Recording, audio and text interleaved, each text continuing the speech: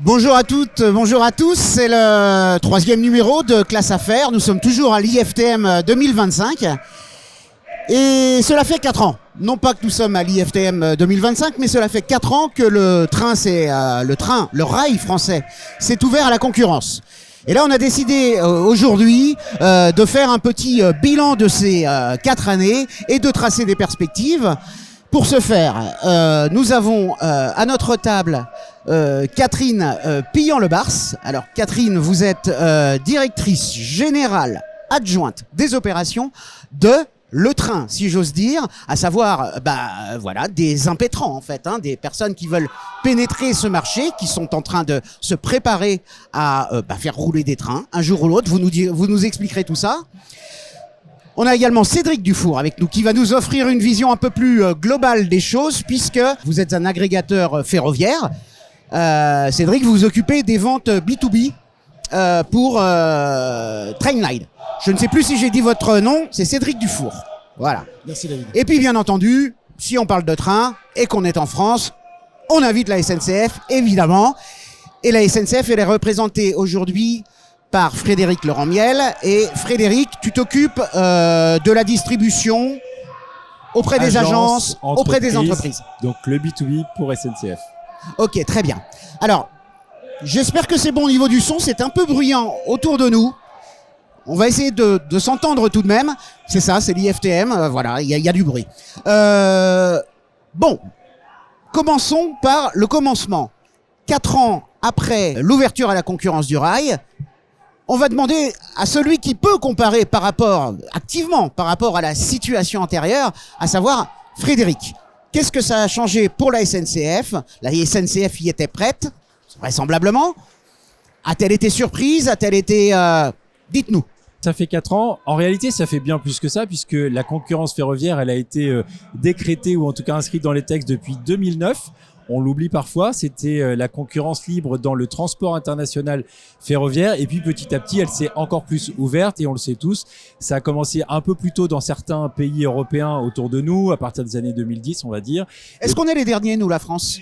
Je ne sais pas dire si on est véritablement les derniers parce qu'il y a encore beaucoup de concurrence au sein de la concurrence, il y a le secteur régional, il y a le secteur conventionné, il y a beaucoup de choses encore. On le sait que par exemple dans le transport plutôt urbain périphérique qui va concerner plutôt le transport conventionné comme on a en Île-de-France, ça va mettre encore quelques années, voire quelques dizaines d'années, hein, puisqu'on est au-delà de 2030. Donc il y a encore un phasage qui continue de prendre un petit peu son temps. Mais pour revenir à la question que vous posiez... Frédéric, je vous demanderai de parler un petit peu plus fort. Je suis désolé, votre volume de voix est parfait, mais c'est simplement l'environnement qui est très bruyant. Et j'ai du mal à vous entendre. D'accord, donc c'est pour dire que la concurrence a bien sûr démarré et s'est intensifiée, en tout cas elle s'est rapprochée de nous, la SNCF, l'opérateur historique, puisque depuis on va dire 3-4 années effectivement, c'est là où on a vu nos concurrents sur la plupart de nos routes les plus utilisées. Qui sont arrivés, on pense bien sûr à Trenitalia, on pense à Renfe, et puis bien sûr l'arrivée des nouveaux entrants, nos nouveaux futurs collègues qu'on sait déjà, qui ont déjà été nommés, qui vont arriver sur d'autres axes, d'autres routes ferroviaires comme on les appelle, pour le dire clairement. Ce qu'on peut se dire en quelques mots, c'est que la concurrence, on s'y était bien sûr préparé puisqu'elle a été encore une fois phasée depuis déjà de nombreuses années, qu'on l'avait vu venir, qu'elle réserve aussi toujours son lot de surprises parce que les délais ne sont pas les mêmes, parce que les conditions d'accès sont parfois difficiles, y compris pour nous, on l'a vu pour certains de nos concurrents sur une même route qui a été coupée il y a encore 2 ans. Ça bouscule les choses, ça repositionne des offres, donc nous-mêmes nous sommes parfois un petit peu voilà, pris dans des nouveautés, des adaptations à faire. Je pense qu'on les a faites, qu'on continue de les faire. Évidemment, on regarde ce qui se passe, on regarde les attentes des clients qui changent aussi avec l'arrivée de nouveaux entrants. On peut se dire tout de suite qu'il y a quand même une bonne nouvelle, c'est que en France comme dans les autres pays européens, l'arrivée de la concurrence, l'augmentation de l'offre, elle a aussi créé de la demande. Donc ça, c'est quand même aussi la preuve que le système est comme on l'espérait, comme le législateur l'espérait, vertueux dans le sens où il crée une nouvelle demande de la mobilité. Donc c'est ce qui nous permet à tous de se dire que il y a de la place pour chacun et que précisément c'est là où on va trouver les vecteurs d'amélioration pour tous, pour être optimisés, pour être rentables et pour adresser tous les segments de clientèle. Très bien. Alors on reviendra éventuellement sur l'impact sur le service aux voyageurs qui a été la conséquence de cette ouverture à la concurrence. Vous l'avez déjà évoqué rapidement, Frédéric. Cédric, quand on est un agrégateur, une situation de monopole, c'est pas sympa, quoi, parce que l'agrégateur ne sert à rien. L'ouverture à la concurrence, c'est une bonne chose pour vous. Qu'est-ce que vous constatez, vous, de là où vous êtes? Est-ce que vous sentez cette appétence pour le train, d'une façon générale? J'imagine que vous allez me dire oui, mais également par rapport aux offres alternatives à la SNCF. La libéralisation, c'est un catalyseur énorme, effectivement, qui met en lumière l'intérêt pour le train et qui vient prendre des parts de marché par rapport à l'avion. Et ça ne va faire que s'améliorer à l'avenir. C'est vrai que en tant qu'agrégateur européen, on a vu le marché changer profondément. D'abord au Royaume-Uni il y a plus de 25 ans, tu l'as dit, en Italie en 2012, en Espagne il y a moins de temps. Et à chaque fois, c'est la même histoire. Effectivement, il y a une croissance du trafic qui est très très importante et qui, même si au début les prix baissent, en face les capacités augmentent. Le choix, les horaires, les fréquences augmentent, le confort peut augmenter aussi, et tout ça rend l'offre plus pertinente et fait que le train prend plus sa place. Donc je pense que ce marché, c'est une opportunité pour tout le monde ici. Et nous, en tant qu'agrégateurs et fournisseurs technologiques, on est là pour apporter le meilleur accès possible, notamment pour les acteurs du voyage d'affaires que nous motorisons, donc les online booking tools et les TMC. Le train, on voit effectivement depuis le Covid que ça augmente pour ces raisons-là. Mais il y a aussi... Pas les prix, la fréquentation, les prix aussi. Quand vous dites le train augmente, depuis le Covid. Depuis le Covid, le train, il y a une variabilité forte, en tout cas, de l'écart type tarifaire entre les routes est intéressant à étudier. Ce qui est sûr, c'est qu'à partir du moment où il y a de la concurrence, les prix baissent, surtout au début, quand un acteur arrive sur une route. Alors, sur un Paris-Lyon, c'est de quel ordre? Sur un Paris-Lyon... Si on prend dites-moi quelle est la statistique la plus pertinente pour parler de ça. Oui, quelques exemples. En Espagne, récemment, Madrid-Barcelone, par rapport à 2019, l'arrivée de 2 acteurs nouveaux sur la ligne a contribué à ce que les prix chutent de 65%.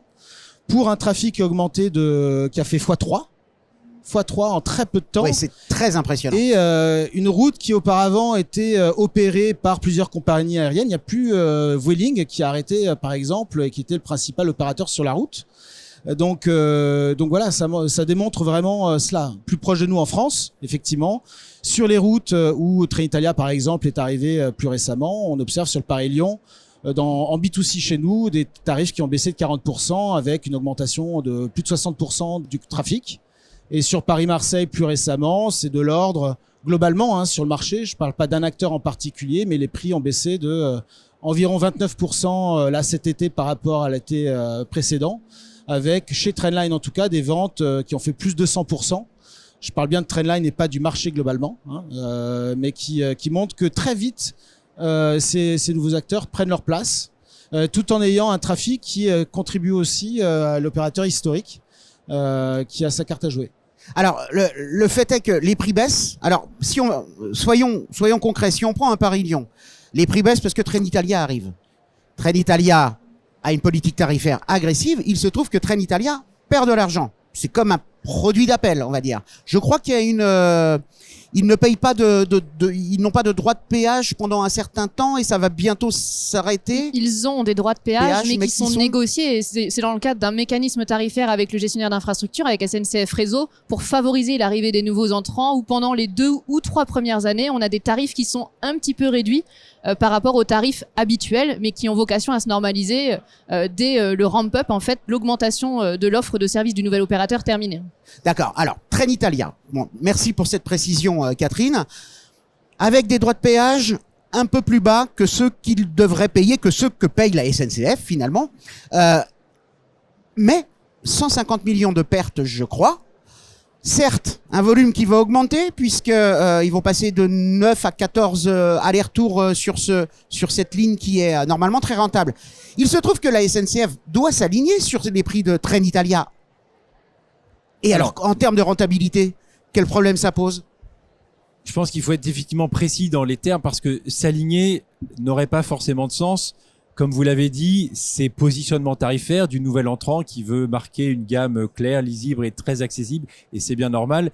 Elle est à regarder au fait que c'est sur une ligne qui est courte, avec encore peu de fréquences par rapport à nous, et donc c'est pas tout à fait le même équilibre en grand sur le plan économique.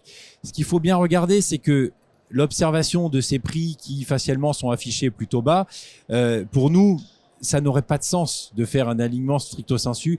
La guerre tarifaire n'aura pas lieu. Elle n'aura pas lieu et elle n'aurait pas de sens. Et on le sait tous, et je pense que tous les autres confrères, y compris nos concurrents, diraient la même chose aujourd'hui. Aujourd'hui, c'est trouver sa clientèle, trouver sa pertinence sur le marché.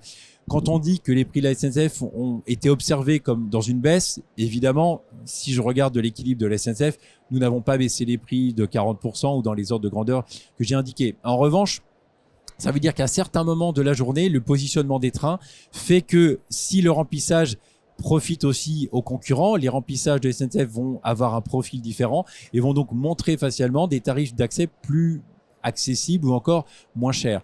Nous avons aussi d'autres mécanismes à la SNCF parce qu'on s'adresse à une clientèle évidemment beaucoup plus large et beaucoup plus vaste, avec des cartes de réduction, avec une offre Ouigo aussi qu'il faut regarder. Quand on parle de Paris-Lyon, on pense au TGV, mais on a aussi bien sûr du Ouigo qui est positionné même en deçà de la concurrence. Donc tout ça est à regarder sur un ensemble et c'est pour ça qu'il faut, à mon avis, j'allais dire souvent raison garder parce que l'équilibre il se constate au bout de quelques années et c'est bien normal.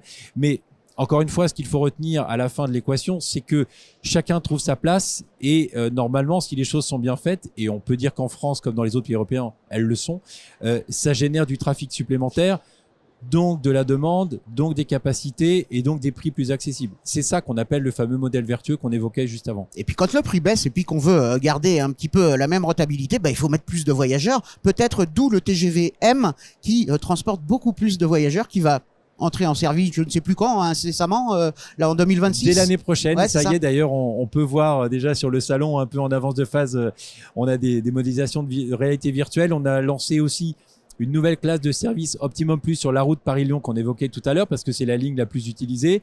Donc on gagne en premiumisation, renforce le service. On va y revenir à ça, évidemment. Frédéric. Donc ça, c'est des choses effectivement qui nous permettent aussi d'être les meilleures façons de réagir aussi, parce que c'est pas simplement l'arrivée des concurrents, c'est un marché tout entier qui a des nouvelles attentes et c'est ça qui est intéressant au final, et c'est en ça qu'en tant qu'opérateur leader, on se doit évidemment d'être acteur de ces changements.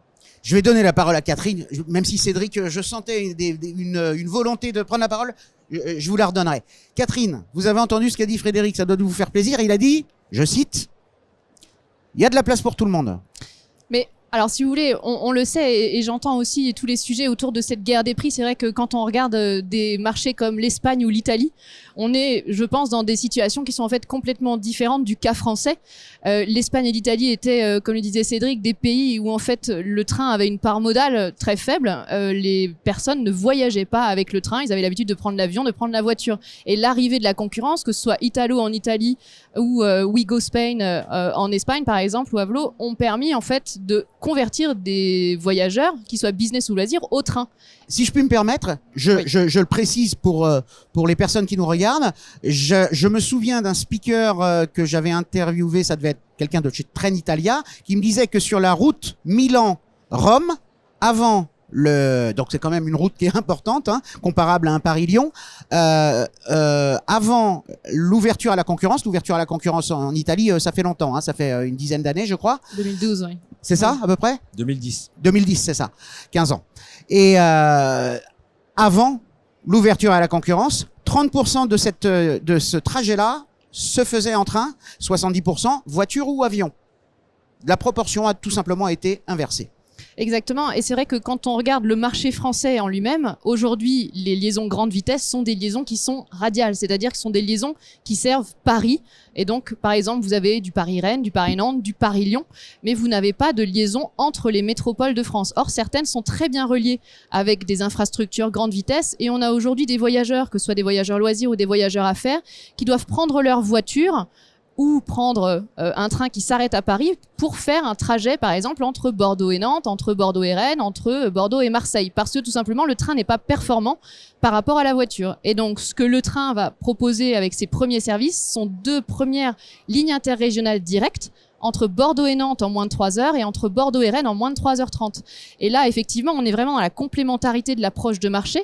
L'objectif n'est pas de refaire à l'identique ce qui se fait déjà, mais bien de compléter l'offre pour justement générer ce boost de trafic qu'on voit avec l'ouverture à la concurrence et proposer aux voyageurs de nouvelles alternatives, de nouveaux trajets qui leur apportent de la performance et qui vont permettre justement de leur faire préférer et utiliser le train par rapport à leur voiture ou d'autres modes. Alors quand on parle de concurrence, on pense toujours à des challengers par rapport à la SNCF. Mais enfin, au bout d'un moment, les challengers vont se challenger, entre autres, parce qu'il me semble, mais je ne suis pas sûr de moi, que Proxima vise à peu près la même zone géographique que vous. Alors, Proxima, et je le dis, pareil, pour les personnes qui nous regardent, Proxima, c'est un projet qui est bien avancé, puisqu'il y a déjà eu une commande de train, qui est portée par une ancienne de votre maison, Rachel Picard, et voilà qui a annoncé pouvoir opérer à partir de 2028, je crois. Et je crois que c'est la même zone géographique que vous. Alors, c'est sur des liaisons vers Paris, donc effectivement, et c'est intéressant aussi de le voir, c'est que les concurrents à la SNCF, donc nos futurs tous ces futurs collègues de la SNCF se lancent aussi parfois sur des segments qui sont très différents.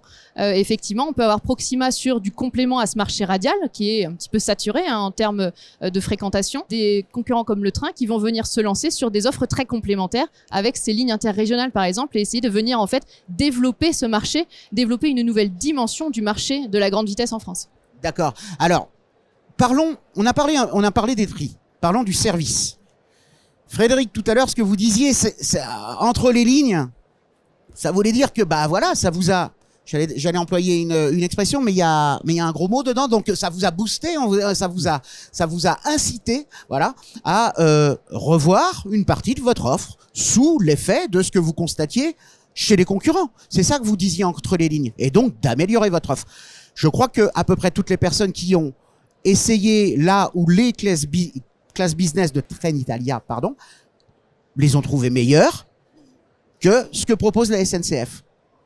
Alors, je ne sais pas s'ils les ont trouvées meilleures. En tout cas, c'est de se dire que la SNCF a toujours réinventé son offre. Je peux citer depuis les 40 dernières années des changements de offre qu'on a testés sur plusieurs liaisons avec de la restauration, sans restauration. On a toujours évolué. Donc, évidemment, ce lancement qu'on fait aujourd'hui sur l'axe Paris-Lyon qui est très concurrencé, il est facile de l'assimiler à une réaction concurrentielle. Mais je pense que c'est pas uniquement cela. Évidemment, nous regardons ce que les clients souhaitent, ils veulent. Ils nous disent aussi qu'ils ont testé l'offre Trenitalia et c'est bien naturel.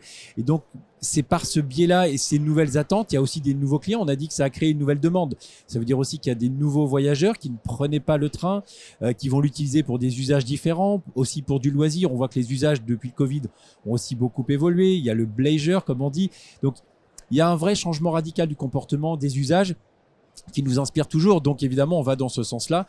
On sentait qu'il y avait vraiment cette nouvelle premiumisation. Il y a quand même aujourd'hui beaucoup des voyageurs d'affaires notamment qui ont l'habitude de prendre des grandes compagnies aériennes avec des niveaux de service très élevés, de l'hôtellerie qui aussi devient de plus en plus luxueuse. Eh bien, il y a des attentes qui vont avec. TGV, c'est la marque historique, c'est l'excellence à la française. Donc évidemment, on ne peut pas être en retard là-dessus et c'est pour ça qu'on se réinvente en permanence et qu'on se devait de répondre à cette attente-là. Donc là, je vois avec plaisir que tous les gens qui viennent voir un peu de visu sur le salon nous disent que oui, c'était attendu. Donc je pense qu'on va dans la bonne direction. Vous voulez peut-être dire quelque chose spontanément, Cédric? Autrement, j'aurais une question à vous poser, mais allez-y si vous voulez réagir à ce que dit Frédéric. Pour prolonger la discussion sur le fait qu'effectivement, des prix en baisse. Alors effectivement, c'est aussi très lié à la capacité qui augmente grâce à l'afflux de nouveaux entrants. Le confort qui augmente, même si ça peut être effectivement un confort qui s'est amélioré cycliquement. Tout ça vient mettre dans les trains des nouveaux clients. C'est ce que tu disais. Trainline travaille beaucoup dans le voyage d'affaires avec les TMC et les Zone Mobility Tool. C'est quelque chose qu'on voit. C'est que grâce à ce confort, grâce à ce prix qui positionne le train mieux par rapport à l'avion sur des routes longues, il y a de plus en plus de gens qui sont prêts à passer 4 heures, 6 heures dans les trains. Je le précise, en voyage d'affaires. Pendant très longtemps, la bascule où on abandonnait l'avion pour le train, c'était grosso modo 2h30 de voyage. Pendant longtemps. Maintenant, c'est plus effectivement 4 heures, 4h30. Et donc, effectivement, on comprend bien que ces gens qui prenaient l'avion et qui, à la place de prendre l'avion, vont passer 4 heures dans le train. Je trouve que c'est bien mieux de prendre l'avion pendant le train pendant 4 heures que l'avion pendant 1 heure. Hein. On est d'accord. Mais enfin, ce sont quand même des gens qui vont être assis dans un train pendant 4 heures. Ce n'était pas le cas avant. Et donc, c'est ce qui explique aussi cette demande de premiumisation. Oui, c'est un peu ça le phénomène. Ce qu'on peut dire, c'est que donc, les dernières statistiques en France montrent que 80% des gens sont prêts à voyager jusqu'à 4 heures, 65 sont encore prêts à le faire jusqu'à 6 heures. Là, vous parlez de tout le monde, hein, pas seulement les corpos. Là, je parle des corpos. Ah, des corpos, okay. Uniquement des corpos. Ce qui est un phénomène plus récent. Je travaille dans l'aérien dans un lointain passé. Je n'aurais pas imaginé faire Paris-Nice. Autrement qu'en avion, et aujourd'hui je pense exactement l'inverse évidemment. Le train, c'est pas un temps qui est perdu à passer des filtres de sécurité, c'est un temps qui peut être passé à réellement travailler. Il y a des entreprises par exemple même si on le rappelle aux employeurs, ils ne peuvent pas exiger de leurs salariés qu'ils travaillent dans le train. Ils peuvent pas l'exiger, mais par exemple certains, pour pousser au slow travel dans le voyage d'affaires, permettent aux gens même de télétravailler dans le train quand ils se rendent à un week-end personnel, pour valoriser cet acte-là. Donc ça met dans le train des gens tout à fait différents, et les statistiques dont j'ai parlé sont beaucoup plus vraies quand on s'approche des générations plus jeunes. Génération Z, c'est beaucoup plus vrai si on parle à l'échelle européenne à des gens qui vivent dans le nord de l'Europe, et c'est une tendance qu'on va voir arriver de plus en plus chez nous. Donc tout ce que je suis en train de dire, c'est que il y a aussi des opportunités pour tous les transporteurs sur le transfrontalier, là où il y a une part de marché à prendre à l'aérien. Sur le Paris-Milan par exemple, bref, il y a plein de routes qui vont être accessibles comme ça, et graduellement le train va prendre de plus en plus de place, et le confort est très important pour ça. Oui, j'allais rebondir en disant que c'est un constat très net qu'on observe avec nos distributeurs, donc c'est bien une tendance générale, et parfois même à notre première grande surprise, hein, c'est-à-dire que des liaisons qu'on considérait trop longues autrefois en train, y compris pour le corpo, se manifestent aujourd'hui par des temps d'adoption. Alors, on parle du transfrontalier. Moi, j'ai le premier exemple qui vient, c'est le Paris-Toulouse. Autrefois, le Paris-Toulouse, en plus cité emblématique de l'aéronautique, c'était l'avion. Aujourd'hui, c'est la liaison qui est la plus en croissance dans le travel. Mais comme vous le disiez, elle partait de plus bas. Elle partait de plus bas, mais en tout cas, c'est un signal fort de cette génération qui considère que le temps à bord désormais est un temps utile, est un temps productif, et que parfois c'est même une mixité, c'est-à-dire on fait un aller en train et un retour en avion. Ça permet déjà aussi de valoriser un meilleur bilan carbone avec un meilleur confort pour les voyageurs d'affaires. Donc ça aussi, on voit que c'est des tendances nettes. Moi, j'ai aussi des exemples qui paraissent plus anecdotiques, mais sont quand même révélateurs d'une certaine nouvelle tendance. On me sollicite parfois sur du Paris-Berlin. Donc c'est une nouvelle liaison ferroviaire qui a été lancée il y a 2 ans. Et on me dit, dans le voyage d'affaires, au fait, donnez-moi quelques infos et détails sur Paris-Berlin. Je leur dis, mais pas tous vos voyages d'affaires vont pas... Eh bien si, on a des nouvelles générations de gens qui refusent de prendre l'avion, y compris pour du voyage d'affaires, dans leur entreprise. C'est un engagement, c'est de la RSE, c'est pas juste de la symbolique. Et donc, ils souhaitent avoir accès à cette offre. Donc, on se doit aussi, c'est notre obligation désormais en tant que transporteur éco-durable de valoriser tout ça, et on voit qu'il y a vraiment des changements importants. Alors, est-ce que les nouveaux voyageurs corpos de la ligne Paris-Toulouse sont des employés d'Airbus? Nous ne le savons pas, mais je passe à un autre sujet. Finalement, Catherine, vous constatez comme moi, nous constatons tous que finalement, il y a des nouveaux entrants en 4 ans, mais pas vraiment des nouveaux entrants. Ce ne sont pas des compagnies ferroviaires qui ont été créées et qui roulent pour la première fois. Ce sont des compagnies étrangères qui ont pénétré le marché français. Alors, certes, c'est pas facile de monter une compagnie ferroviaire. Et certains disent que c'est beaucoup plus compliqué que de monter une compagnie aérienne. Mais ça fait pas beaucoup en fait. Enfin, oui, 0, ça fait pas beaucoup en 4 ans. Alors, d'après vous, est-ce qu'il y a des obstacles? Et est-ce que même vous iriez jusqu'à dire que ces obstacles fausse un peu les choses? Alors, au-delà d'obstacles, il faut quand même le rappeler, le ferroviaire est un secteur très particulier. On est sur ce marché français qui est le marché, le berceau de la grande vitesse.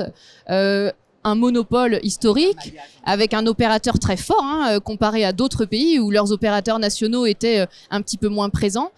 Donc on a un marché qui est historiquement structuré comme ça. Et c'est l'historique tout simplement. Et on a également effectivement tout un écosystème ferroviaire autour, y compris avec les constructeurs de trains, qui sont en fait pas adaptés à ce nouveau schéma d'un marché complètement libéralisé. Ils ont des chaînes de production qui sont assez réduites, qui ont été calibrées au plus juste par rapport aux commandes de leurs opérateurs historiques, et ils ont en fait aujourd'hui du mal à produire par exemple du matériel roulant dans des délais qui sont en fait compatibles avec les volontés d'un acteur privé qui voudrait accéder à son marché hyper rapidement. Et en fait aujourd'hui effectivement on a des trains qui coûtent globalement le prix d'un avion, voire un petit peu plus cher, donc c'est extrêmement capitalistique comme montage, donc ça requiert extrêmement de capitaux pour des délais de mise en œuvre qui sont longs.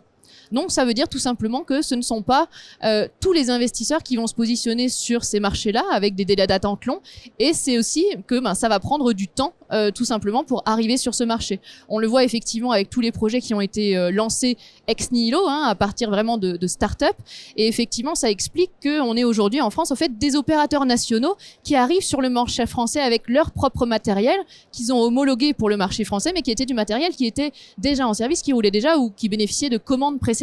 C'est vraiment une question de délai, et il est tout à fait normal que ce soit les opérateurs historiques européens qui participent à cette première phase de compétition et suivront les challengers comme le train avec des matériels roulants qui seront d'ailleurs très différents. On parlait de confort et d'expérience à bord avec des nouveaux usages pour de nouvelles générations de voyageurs et de nouveaux comportements, par exemple télétravail, etc. Les trains que nous allons utiliser sont les trains qui sont construits par le constructeur Talgo. C'est cette Avril dernière génération qui est en fait, contrairement à l'Avelia d'Alstom, un train constructeur simple de quelle étage, nationalité ? Espagnol. Et donc c'est un train qui est à un seul niveau. Donc vous n'avez pas ces deux niveaux avec escalier que vous avez dans les trains Alstom, qui sont très beaux néanmoins. Mais donc là vraiment une expérience voyageur qui va être complètement différente, avec un espace d'un seul niveau qui est aussi très spacieux, très confortable, très adapté justement à cette clientèle affaires, et également avec un package technologique qui va permettre d'avoir un Wi-Fi extrêmement performant qui n'a plus rien à voir avec le Wi-Fi qu'on peut connaître aujourd'hui, mais tout simplement aussi parce que ces technologies-là évoluent très rapidement et les matériels roulants s'adaptent au fur et à mesure. Un excellent Wi-Fi en plus pour des lignes qui seront opérées sans aucune montagne autour, donc c'est parfait ça. Exactement. Alors pour être très concret, puisque vous dites que le ticket d'entrée est élevé pour pénétrer ce marché, bien entendu, mais ce n'est pas qu'une question d'argent, c'est une question de temps aussi, de délai. Donc très concrètement, où en êtes-vous ? Donnez-nous, le cas du train. Vous avez passé des commandes, vous allez passer des commandes. Où en êtes-vous et quel délai vous répond-on ? Alors, nous avons un partenariat contractualisé avec le constructeur Talgo, donc pour Espagnol. la fourniture effectivement de notre première flotte grande vitesse, donc qui va servir à lancer nos premières lignes. Et bien entendu, on a vocation à croître ensuite et à se développer sur le marché français, là où on peut apporter de la complémentarité et un gain de performance. Aujourd'hui, ce modèle Avril, dont je parlais, construit par Talgo, est en cours d'homologation pour le marché français, avec des essais qui ont d'ailleurs redémarré sur le mois de septembre. C'est un processus qui est long. C'est aussi grâce à cause, on va dire, de la structure historique des acteurs qui peuvent participer à ce processus. C'est aussi un secteur qui est en pleine évolution et qui s'adapte à des demandes aussi de plus en plus importantes, de nouveaux opérateurs pour homologuer des nouveaux matériels. Donc ça prend du temps. C'est une homologation dont on espère qu'elle sera terminée pour fin 2027, et donc bien entendu, ça détermine notre timeline d'arrivée, puisque nous ne pourrons pas faire rouler nos trains avant. D'accord. Vous avez commencé à discuter avec ce constructeur espagnol quand ?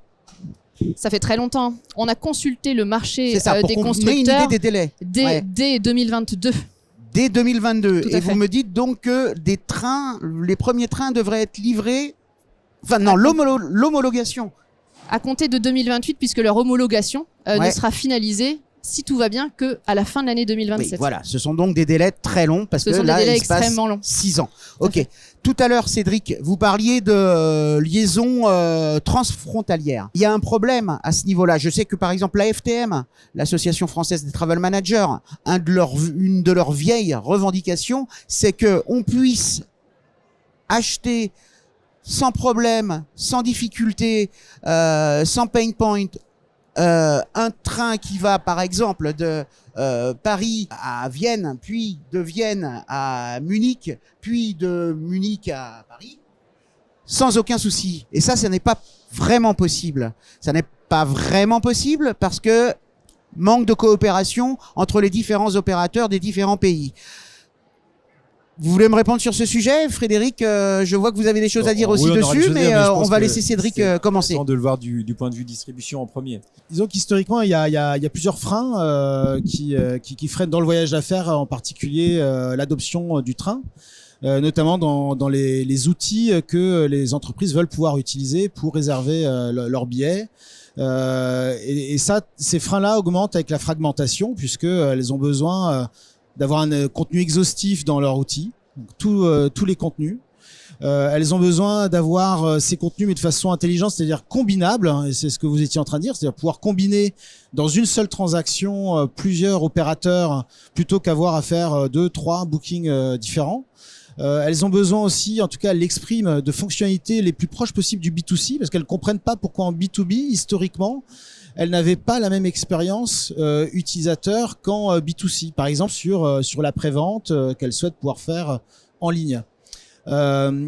Ces sujets-là sont des freins historiques qui tous sont en train d'évoluer parce qu'on travaille main dans la main avec les transporteurs. Chacun d'entre nous écoute les clients et aide ses clients à accéder à cette meilleure expérience. Il y a ensuite un sujet qui est le sujet des licences. Les licences, c'est au-delà du côté technique de connecter les tuyaux, c'est l'autorisation que donne une compagnie, soit directement à une TMC, soit au travers d'un agrégateur comme Trainline en sous sub-licensing. Donc une TMC de pouvoir vendre ces différents contenus sur différentes géographies qui sont discutées avec le transporteur. C'est un élément qui est encore compliqué aujourd'hui, mais ça avance tous les ans. Et on est de plus en plus dans un monde où une TMC en France pourra vendre ses billets de train au départ de France, au départ d'autres pays, en mélangeant les opérateurs et en utilisant soit son accord commercial avec ces différents opérateurs, dont la SNCF, soit en passant par Trainline. Donc on n'y est pas encore à 100%, mais on a fait des progrès énormes en l'espace de 3 ou 4 ans. Bon, tant mieux. Et puis, mais c'est vrai qu'intuitivement, on se dit, mais comment ça se fait que les progrès vont pas encore plus vite, puisque ce serait du win-win-win. Je le dis 3 fois, parce que dans le cas que je donnais, ce serait bon pour la SNCF, ce serait bon pour la Deutsche Bahn, ce serait bon pour la compagnie autrichienne. Donc voilà, quoi. C'est l'intérêt de tout le monde. Frédéric, qu'est-ce que vous en pensez? Alors, il y a plein de sujets qui sont imbriqués. On parle ici un peu de la technique, c'est-à-dire la façon de combiner différents acteurs et différents formats de billetterie, de billettique. Il faut savoir qu'en France, on est sur de la billettique principalement à réservation. C'est un système beaucoup plus lourd et beaucoup plus complexe que dans certains pays voisins européens. On est sur du billet, ce qu'on appelle ouvert, c'est-à-dire qu'on ne vend pas un billet avec un siège, on vend un tarif. Un tarif, c'est très facile de l'échanger, c'est de la comptabilité, c'est de la note de débit ou de crédit, si je fais un peu un parallèle simple. Alors que vendre un billet réservé dans un espace, dans un train, dès qu'on fait un échange, une après-vente, une vente partielle, ça oblige à des actes et des commandes de distribution qui sont extrêmement complexes. Bien sûr. Ce qui arrive à ce que disait très justement Cédric sur le fait que même en vendant 2 offres d'un même inventaire, comme on le dit dans notre jargon, d'une même offre, d'un même opérateur, c'était parfois complexe entre les distributeurs tiers ou les canaux directs. Donc tout ça, on les fait évidemment évoluer, ça s'améliore beaucoup, hein, comme l'a dit Cédric, parce que on essaie de trouver justement tous les mécanismes les plus pratique, on va dire, entre nous pour que on fluidifie et que le client il soit servi de la même manière quel que soit le canal dans lequel il a acheté. Donc ça, c'est une première chose. Mais la deuxième, qui était plus l'essence de votre question, c'est dire mais oui, mais entre les opérateurs eux-mêmes, la complémentarité, là j'allais dire on essaye de faire converger des mondes qui sont en train de se séparer. Donc on voit bien qu'il y a un mouvement un peu contraire et ça paraît impensable de dire qu'une offre qui était autrefois 100% SNCF sur le national, sur les régionales, la grande vitesse, elle est en train de se morceler. Alors c'est pas évidemment un choix de la SNCF d'être mis en concurrence et de voir ces offres confiées à des tiers. Il y a des nouveaux entrants, donc il y a une fragmentation des offres, une multiplicité d'offres beaucoup plus forte. Et là, on ne parle pas. Et on ne parle pas de la régionalisation de la gestion. Je le dis un peu en sous-titre parce qu'évidemment ça fait beaucoup partie intégrante de ce changement très fort qui est en train d'arriver et puis qui est pas pour dans 10 ans, hein, il est en train d'arriver là aujourd'hui. On a des nouveaux opérateurs régionaux qui sont en place, qui vendent déjà des titres et on voit que c'est pas simple. D'ailleurs, SNCF donne un petit peu un coup de main là-dessus en essayant de prolonger encore certains ponts on va dire, passerelle d'inventaire pour faciliter cette transition. Mais on voit que c'est difficile. Il faut juste se figurer le nouveau monde qui est celui où il y a X opérateurs, c'est-à-dire comme dans l'aérien. Aujourd'hui, personne ne vient dire ah, c'est pas normal, j'ai acheté un billet Air France, je peux pas l'échanger chez Lufthansa. On regarderait ça comment se fait-il que ce soit pas possible? Ben, quelque part, c'est un peu le nouveau monde aussi du ferroviaire, c'est l'éclatement et la diversité. Ben, c'est le jeu de la concurrence. C'est aussi positif en sens où il y a plus de choix proposés aux clients, mais nécessairement plus de choix, plus d'opérateurs, plus de formats, plus de billets, donc un peu plus de complexité. Mais la bonne nouvelle derrière ça, parce qu'il faut quand même aussi se dire qu'il y a un énorme travail qui est fait au niveau européen. Il y a des instances européennes dans lesquelles, évidemment, SNCF est non seulement partie prenante, mais même un peu dans les moteurs, un peu dans les leaders. C'est de trouver des convergences sur les formats de l'interopérabilité des billets pour faciliter justement le parcours bout en bout, lorsque les distributeurs vont associer ces billets, de dire qu'il y a une meilleure réponse instantanée, une meilleure fluidité des parcours d'achat et d'après-vente, de façon à avoir le maximum du sans couture qu'on espère tous quand on achète plusieurs billets dans un seul dossier voyage pour un même voyage. Merci Frédéric.